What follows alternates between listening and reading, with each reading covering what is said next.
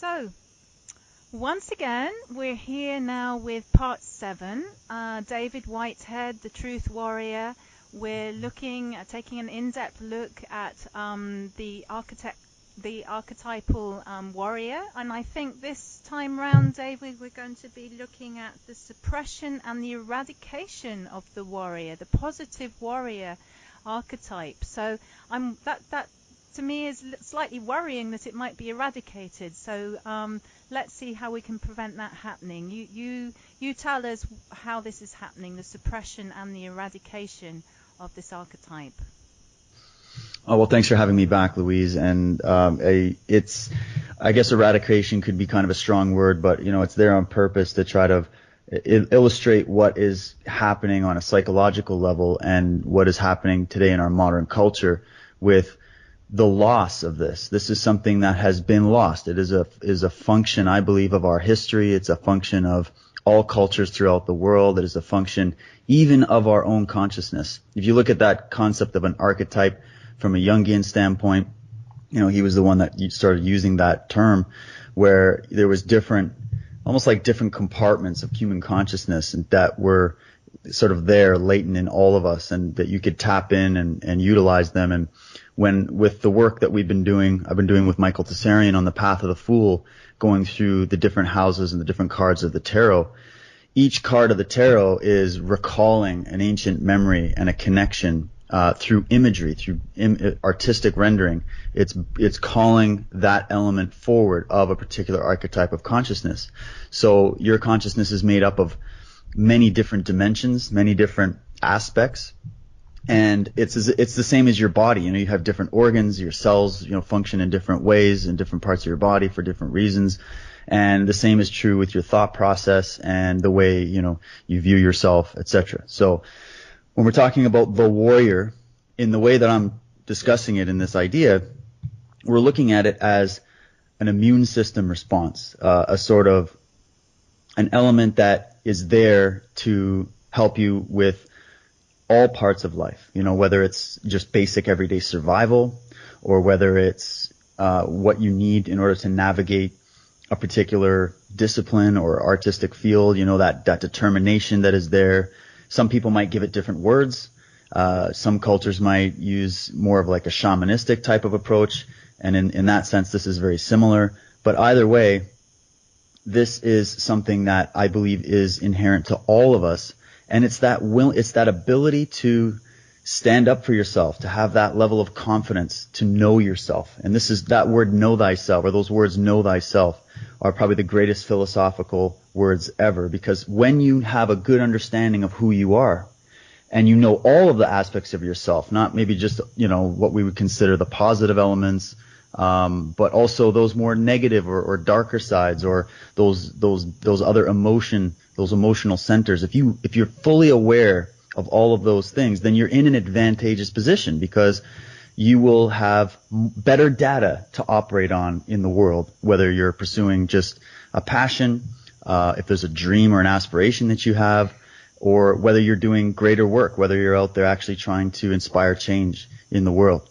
You're going to have a deep understanding of who you are, because if you don't, then along the path, the minute you meet challenge of any kind, you're going to run away, you're going to stop, you're going to retreat, you're going to give up. The minute somebody gives you some kind of opinion that you might not like, they give you an honest opinion about what you're doing, if you don't have a strong constitution of who you are, then you might give up entirely, and you might actually suppress that amazing potential and talent and beauty that you do have to bring to the world. So the warrior for me is not someone that's just there to go out and cause all kinds of violence and destruction. In fact, they are there as a mechanism to stop that, to put a stop to that. And we're dealing strongly with the concept of justice here. So when we look at our society, do we have a society that is operating from the truest sense of what justice is and what reason is?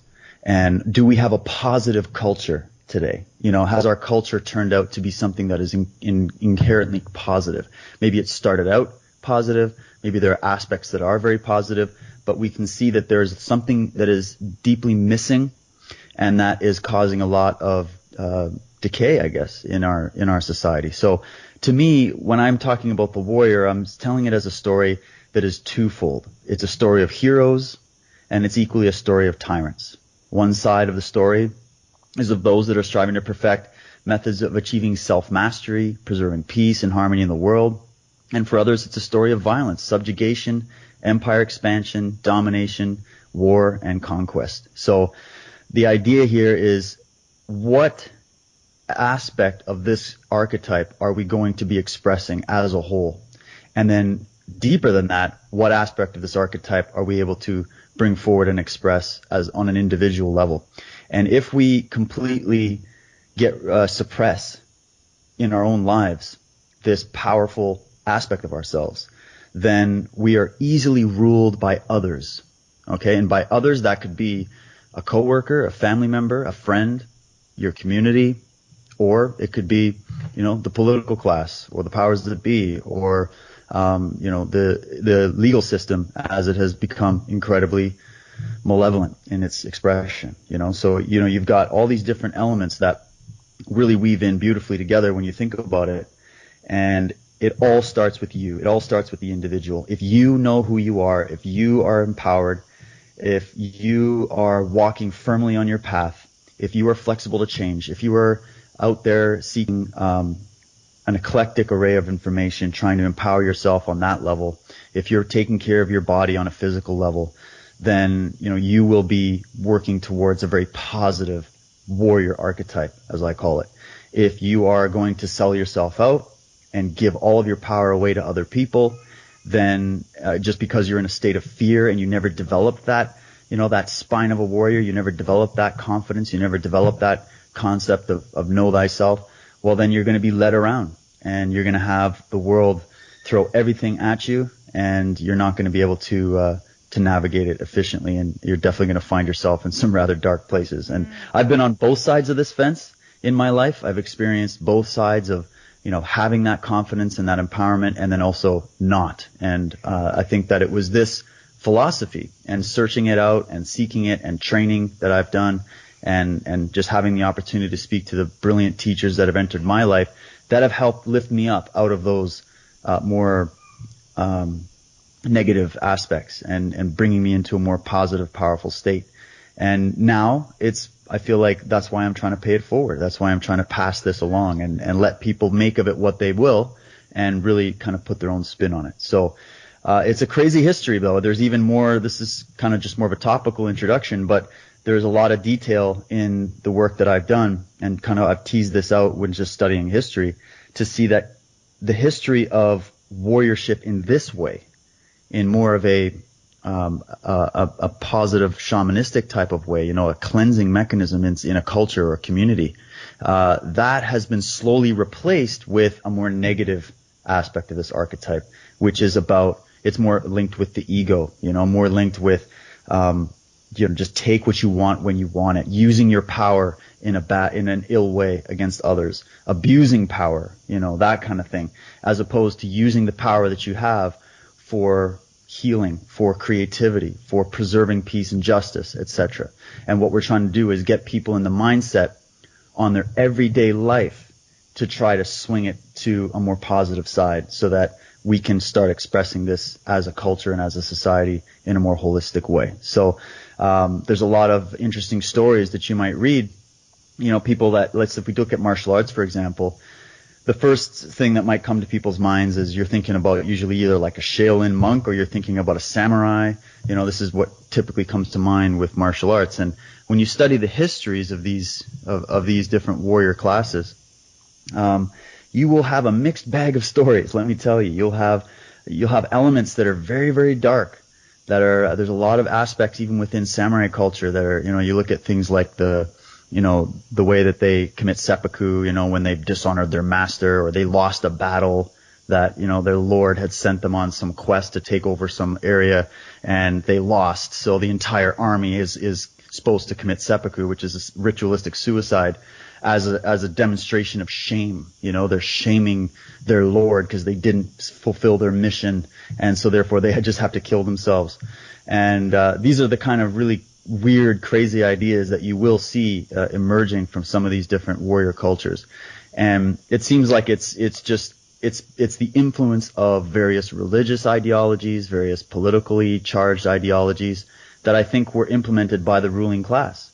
And we're doing that to keep these warrior classes under control, to keep them lined up, to keep them working for their agenda, to keep them not necessarily in a space of serving the community, protecting the country, protecting the land, but in a way just there to serve and protect the tyrants, to serve and protect the ruling classes. And so we've seen both positive and negative sides to this warrior function in our society throughout history.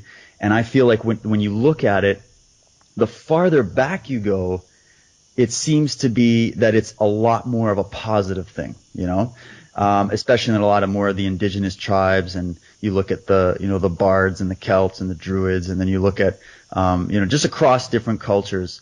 And then you go to the East and you study these various samurai classes, and there are many positive aspects too, but you're going to see this divide, and it feels like it's just slowly getting washed out, this positive warrior, positive protector, positive hero archetype, and replaced with a much more totalitarian, type of reflection of this thing. So I want to just really stress to people that this is a twofold history, and it is a fascinating history. And I have numerous books that I could recommend. It's incredibly difficult for me to sum all the information up in a brief monologue here, which is why I'm working on a book to try to dive into these subjects in more detail. But I can tell you that the story of the warrior is something that is not readily known. It is, even in martial arts circles, even in historian circles, there are a few historians that really dive into this in detail. They'll just sort of gloss over it or glance over it, and there's not really any respect truly given. But there are those writers that have put it on paper and have really done justice to it, and I will be adding some links that I can recommend for people so that they can really get into the history of this and see if they agree with me that it's something that was set up in a very pure form and for a real necessity based thing in our societies, and then it slowly got washed out, and here we have today, we have a much more malignant form of this, for the most part, showing itself and showing its face in our society. And my question is always, are we to blame just the soldiers and the police and the government totally? Are we to only point our fingers at maybe some of the elements that are demonstrating themselves in this way, or do we have something here? Are we a part of this? Are we to look at ourselves and say, how did we allow this to happen? I've always looked at it in terms of the health of the body, where if you have your body riddled with disease, are you to blame the disease, or are you to look at what it was that allowed the disease to manifest? And was it choices that you made in life? Was it the fact that you were deficient in some nutrients that you needed and you decided to maybe just ignore that and fill your body with all kinds of toxic food and drink or whatever? Or is it something that's genetic? And then when you start getting into the field of epigenetics, does that change the way we look at why we have disease, etc.? So I always like to look at that in the physical body and then bring it into consciousness and go, well, it's the same in your consciousness. If your consciousness is expressing a very negative, diseased thing, well, what was it that allowed that to manifest? It was the lack of something. And I think it's the lack of true knowledge, true experience, the right kind of teaching, the right kind of training, the right kind of cultivation. I guess gardening would also be a great example. If you don't have the right type of soil, you're not going to be able to grow these plants efficiently. If you don't water it, if you don't give it what it needs, doesn't give it enough sunlight, then it's going to start to die. So I feel like our culture today doesn't have enough sunlight, so to speak. It doesn't have the right nutrients by and large. And so it's up to each and every individual to start becoming a healthy white blood cell, so to start injecting a much more positive and life-infused energy into the society, the community, the culture as a whole. So that's sort of a brief overview, but I want to try to get people interested in looking at the history of this, because unless we look at our history, we'll never have a full grasp as to how things came to be in our present time, and we'll never really have an accurate roadmap as to how we can navigate the future. That's so true, David, and I really appreciate that description. It struck me as you were helping to identify the difference there between the more negative, more positive aspects of the warrior. You were also describing the victim. I think that I see that we've fallen into a kind of victimhood, have we not, in society, and that this is why we've been taken advantage of in so many ways. Yeah, it's like the same reason I talk to these kids that I teach, and I used to be one of them, by the way, where they're getting bullied and they're getting pushed around and they're getting into these situations where they don't know how to deal with people that are being aggressive towards them. And oftentimes in school they're just told, well, it's bad to fight, it's bad to get involved, so you're pretty much just going to have to take a beating and then come to the principal's office, and then the adults will deal with it, And these kids aren't being given the right kind of information, the right kind of character building traits that are that will be a necessity for them to navigate those kinds of situations. So and then when you see that across the culture, I mean, I'm a guy, so speaking from a male perspective, where are the real men of our society who are sitting around talking about, what's going on in their communities, what's going on in their country, talking about politics, talking about philosophy, talking about life, talking about history? How come we're not getting around as men and really conversing on these subjects? I mean, we are, obviously, I'm not talking to people listening to the show, but I'm saying, by and large, that's not the thing you do. What do men do? They get together, they drink their faces off, and they watch sports, and they talk about women, and they talk about just everyday minutia, which, I'm not saying that's totally wrong in and of itself, but it seems to be that that's the only thing that consumes the mind of the average person today. And when you watch the media, it'll give you an indication as to why that is, because most people get their information from very few sources. That is very, very limited. And they don't understand that slowly takes an influence of their mind. And so it erodes that inner self-individualized confidence and personal power. It erodes that, and it replaces that with the mindset of a slave. Let's be honest. Let's call it what it is. It's the mindset of a slave. And people will be like, what?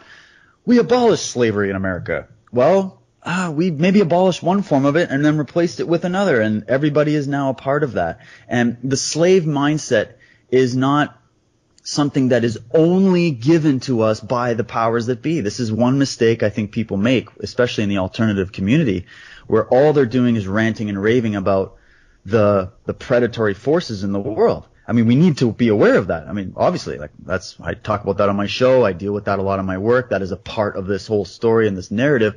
But it is not the only thing. It is not even the biggest thing. The biggest thing is the fact that we go for it and we support it. We are the ones holding this up. We are the ones propping this up. We are the ones that are either paying attention or not paying attention. We are either operating from a place of fear, or we're operating from a place of love and higher consciousness and reason and intelligence. So there's a choice that's here. And I think individually there's a choice, even though we are surrounded. Yeah, you might say, okay, the system is set up and you're in rather like you're in an incarceration kind of situation. But even then, fine. That's the challenge that's been put before you. What are you going to do about it? Are you just going to bitch and moan about it? Or are you going to become free in your own mind, in your own life?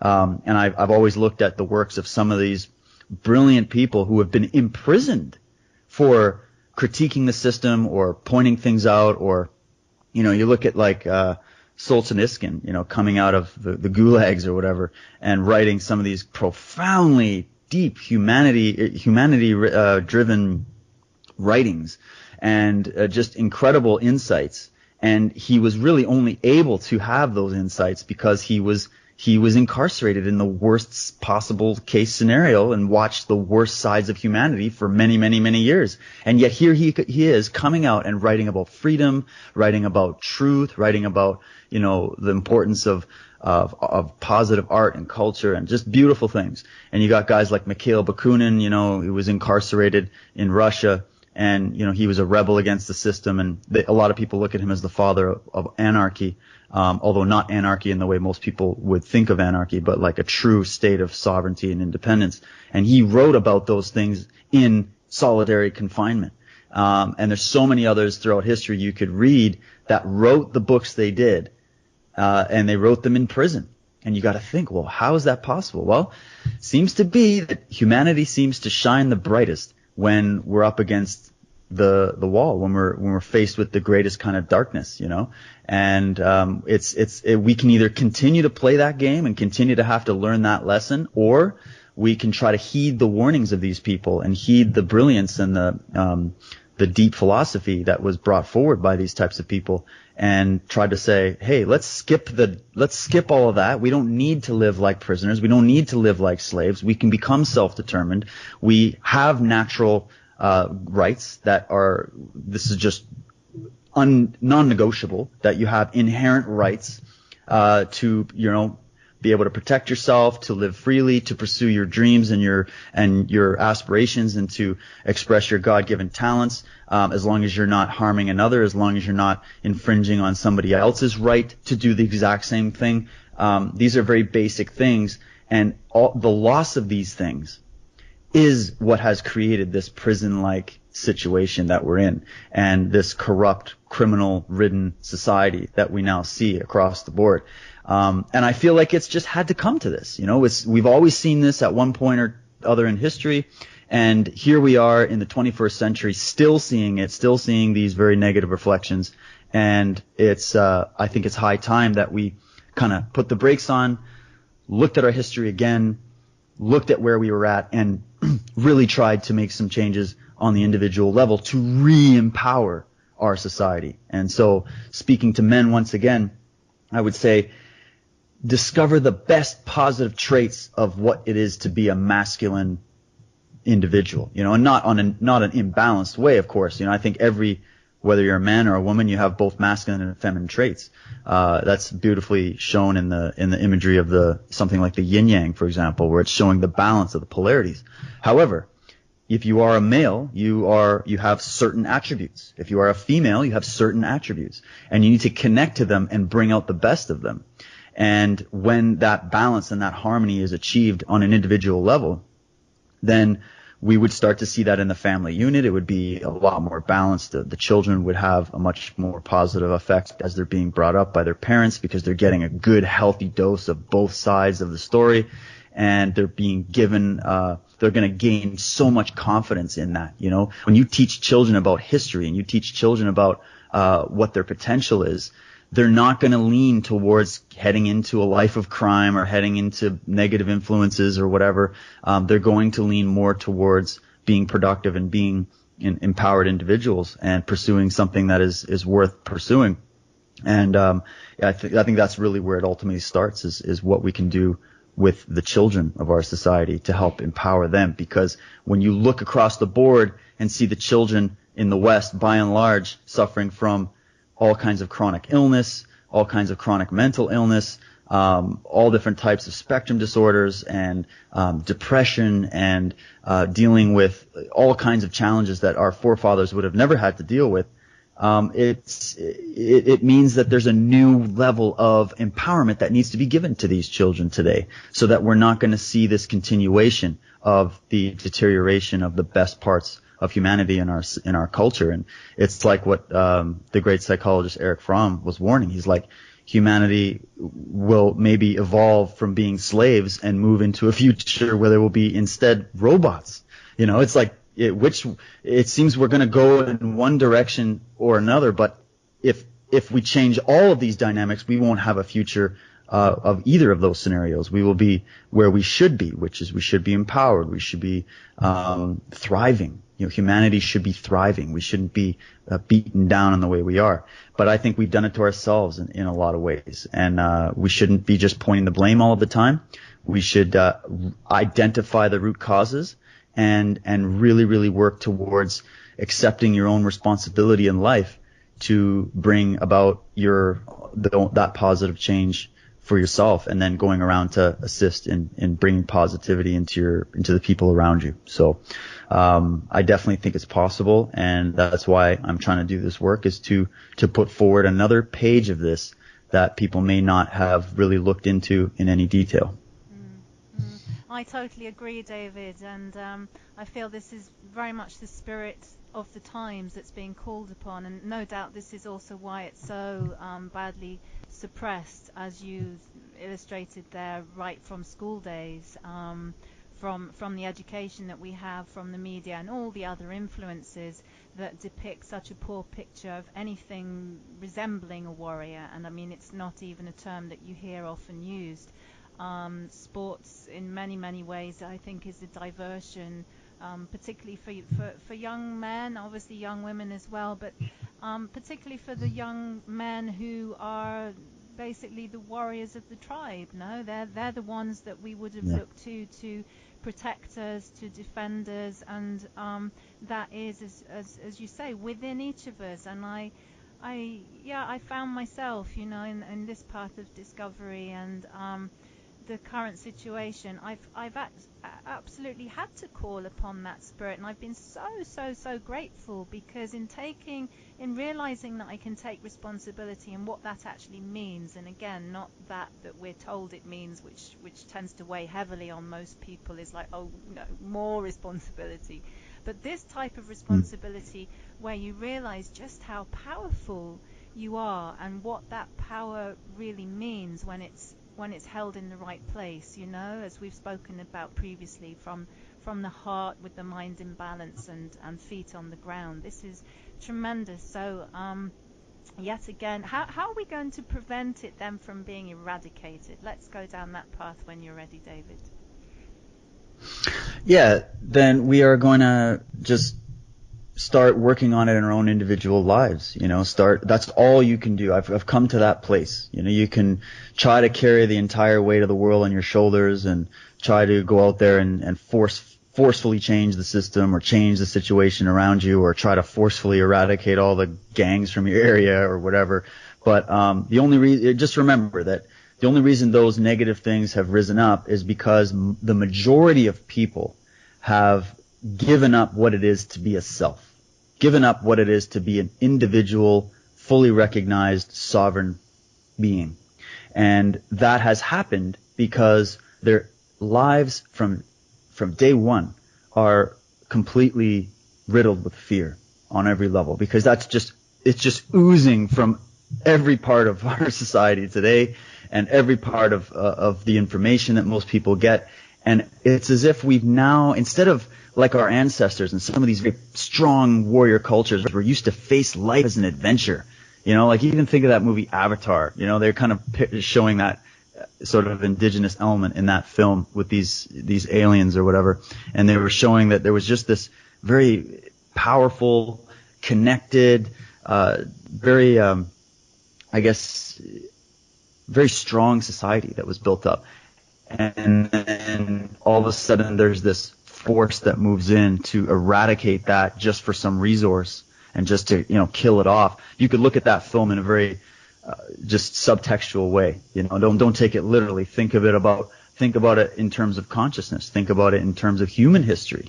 Think about it in terms of what has happened to get rid of slowly deteriorating the best parts of our society and our culture. And in doing so, having people lean towards the more negative side of humanity as opposed to expressing the best qualities of humanity that we all have contained within us.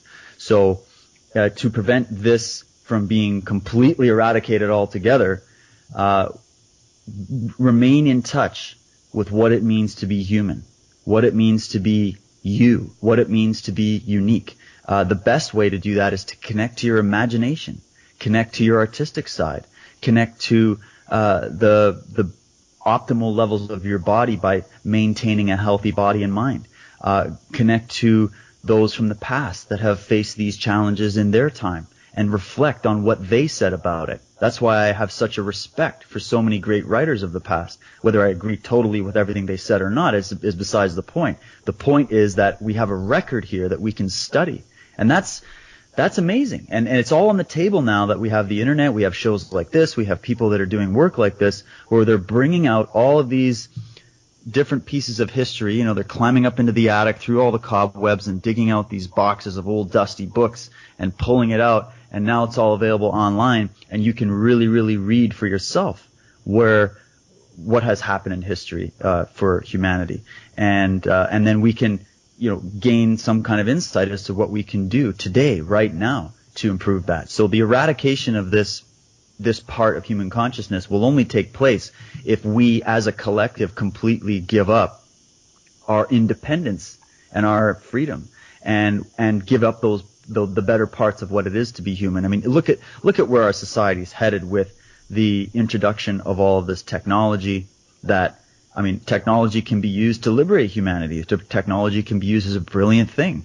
But what if it's being used to shut down what it is to be human, to connect you completely to some Borg-like supercomputer or whatever, where you're giving up your sovereignty, you're becoming merged into some very, very highly collectivized, hive-like structure of society, and in doing so, eradicating what it is to be a sovereign individual, then what kind of a future does that hold? Well, that would be a complete diversion from this concept of what an empowered culture and society would be, where it's made up of strong individuals that are connected to their humanity, connected to what it is to be a human being living on this planet, connected to nature, connected to their family and the people around them, not directly connected, like being plugged into them like some kind of Matrix-like situation, but connected on a more intuitive, heart-centered, deeper, more spiritual place to life and to what it is to be a human being. And so these are the things, this knowledge, now that you know what's going on, you can ask yourself, well, what am I going to do about it? Well, all you can do about it is change your life, change your mindset. What are those things that you've always wanted to do? Is there a place in the world you want to visit? Was there a project you always wanted to undertake? Was there a particular kind of work that you've always loved doing? Are you an artist? Do you really enjoy making pottery? Do you enjoy painting, just painting? Do you enjoy writing music? Do you enjoy, building and constructing with your hands, working with your hands? What is it that's your passion? What is it that's your talent? You've been given those things for a reason. So start connecting to those things, because otherwise it's going to start getting washed out, and you're going to do what your parents told you should do. What your family is telling you should do, what your community is telling you what you should do, what your society is telling you what you should do, what some celebrity is influencing you to do, because you just haven't built up enough respect for yourself. You have to live vicariously through other people. Stop giving yourself away and stop selling yourself out. Isn't that a term we hear all the time? Oh, that person's sold out. Well, where do they sell out? Was it really having anything to do with money, or was it having to do with the fact that they sold out who they are to try to impress other people, or to try to only pursue some kind of material type of success, and giving up what true success really is in life in order to do that? And then finding down the road, these people are often very depressed and they go off the rails, and so the examples are everywhere of what not to do, is what I'm saying. And so you need to focus on and foster those qualities and those talents that you were given, and try to develop those. Because when you do that, you're going to find that you're bringing in a whole new layer of synchronicity into your life. You're going to find that you're in a much more positive, powerful state of mind. Your health will improve. And because you will feel connected to the truest expression of you. And when you can do that, then you're invincible, as Bruce Lee would have said. He's like, the individualized, fully realized human being is invincible. And some people would take some of his statements as arrogance, and it's not arrogance at all. It's a true confidence that most people are so foreign to, that the minute they see that level of confidence expressed around them, like, oh, that person's just arrogant. That person thinks they're better than everybody else. But they didn't even read the whole thing. They didn't even totally understand it, because they themselves are lost. They themselves have like zero self-confidence and self-knowledge. So they, of course, are the first ones to critique all the people that have actually found that.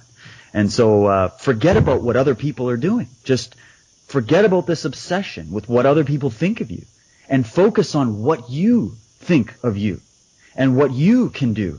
Don't focus on the things you don't have any power and control over. Focus on the things that you do have power and control over. And you're going to start having a totally different morning every day when you get out of bed. And I've just known this from my own experience.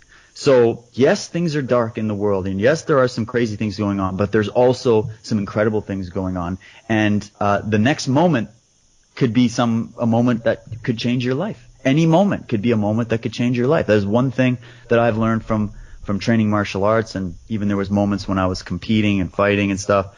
And you have moments where you go in and everything's going really well and you're winning and it seems easy, and then one punch or one sweep or one change of the tide happens, and all of a sudden now you're in hyper defense mode, and you might be a moment away from losing the fight. And it only took 1 second of losing concentration or having your ego blown out of proportion for a minute or whatever, and all of a sudden the things change.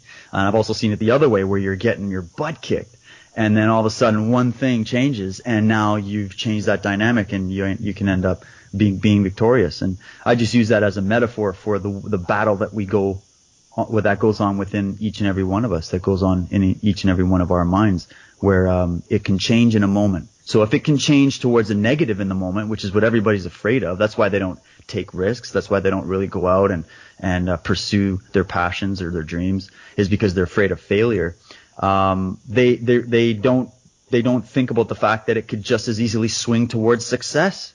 You know what I mean? So that's the mindset that is being eradicated, and that's the mindset I'd like to see returning, is that ability to look at things intelligently and know that you can change the tide at any moment. Even if you're trying something and it seems to be failing now, it could change in a moment if you decide that you're going to apply a different strategy to that and never give up. That ability to never give up is what is being lost. And so that's why I think that we need to connect to this archetype, because this archetype is just loaded with the spirit of never give up and keep going and find a way, and there is a way, and where there's a will, there's a way, etc. So that's really what I think is the most powerful aspect of this type of philosophy.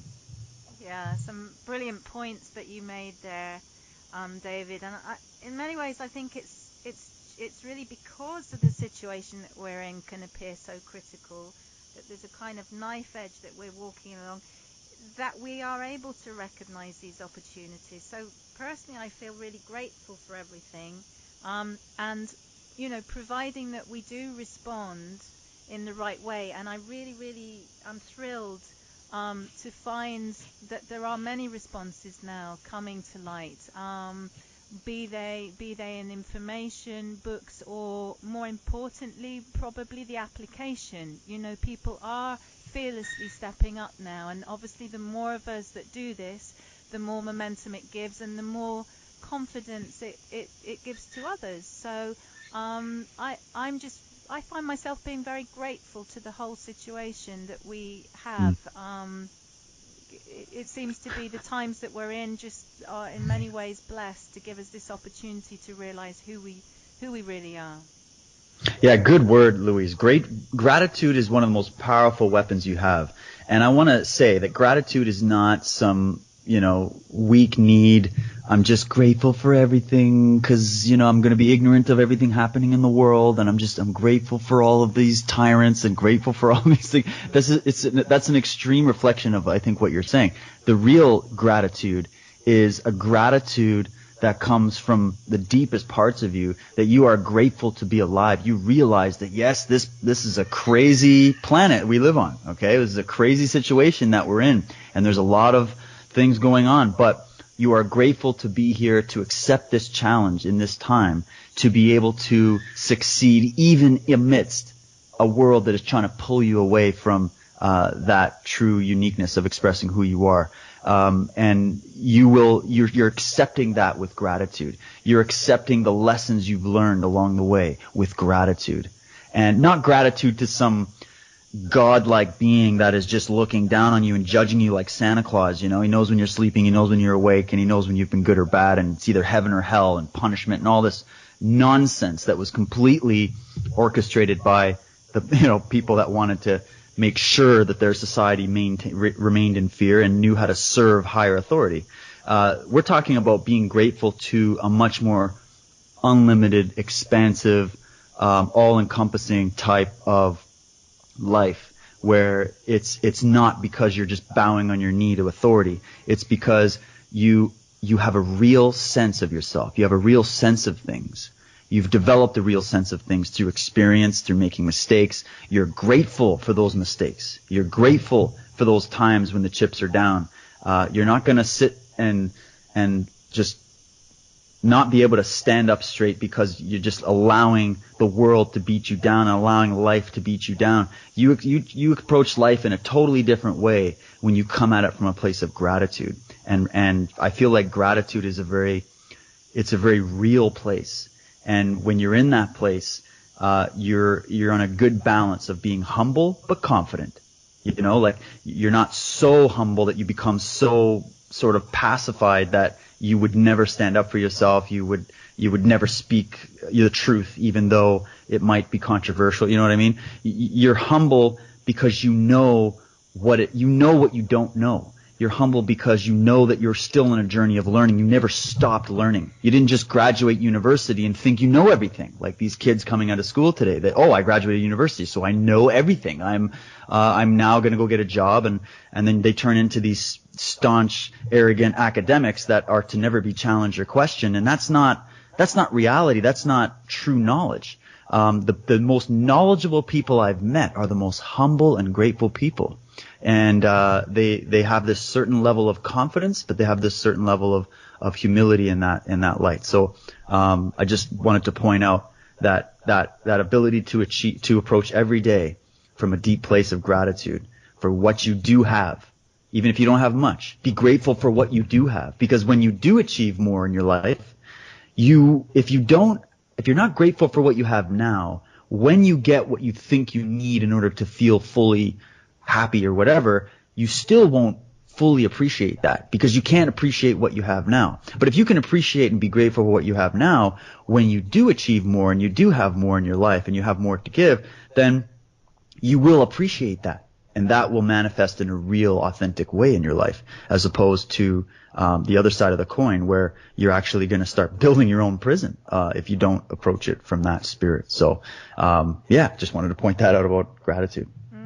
No, that's like the true sort of alchemy of balance, really. That yet again we're coming back to this balanced state of being. So, David, is there something else that you'd like to speak about in this section? Because I feel that with that spirit of gratitude, we could be closing now and see you on the next section. But you might have something else to add?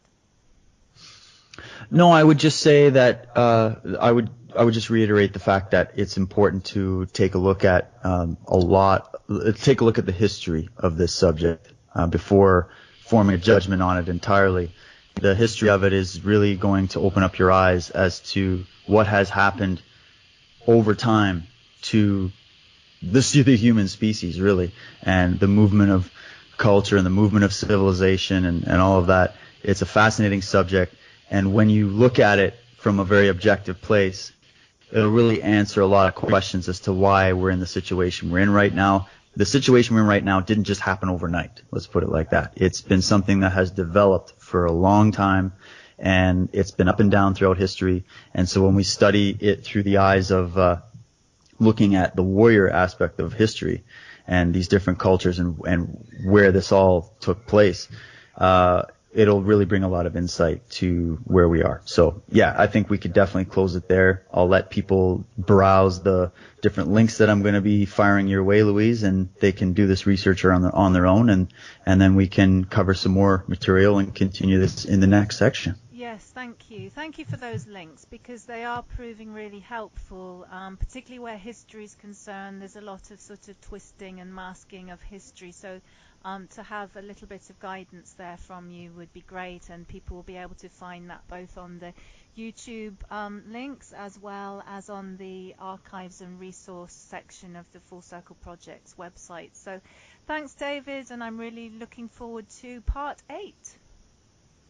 Thank you, Louise, as am I. And thanks to everybody that have listened and have contacted me personally. I really appreciate your comments, both positive and negative, and I look forward to continuing this series with you.